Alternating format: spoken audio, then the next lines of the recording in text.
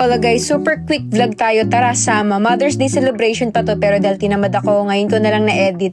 Super highlight sa akin tong cute na pusa na to na napaka-diva. Pumunta pala kami sa Mega World Maple Grove Food Park sa Cavite. Dito namin na-treat yung mama ko for Mother's Day. Ang daming tao.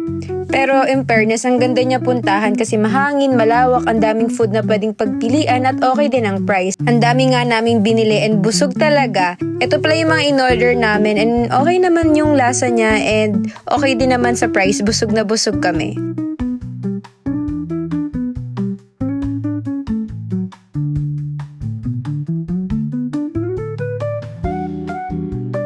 Ang maganda pa dito is pet friendly din. Ang daming cute na aso at pusa. Kaya naman, sobrang cute na cute ako dun sa pusang nakita ko. Talagang main character siya. Hindi nahihiya. Parang artista lang.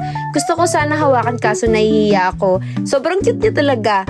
In fairness, magandang tambayan, family bonding, and pwedeng-pwede ang picnic dito. Ang cute ng mga family na nandito. Nagpipiknik dala-dala yung mga gamit nila. 8 o'clock PM na pero ang dami pa ring tao and I think sulit naman yung pagpunta namin dito. Try nyo na rin. Thank you for watching!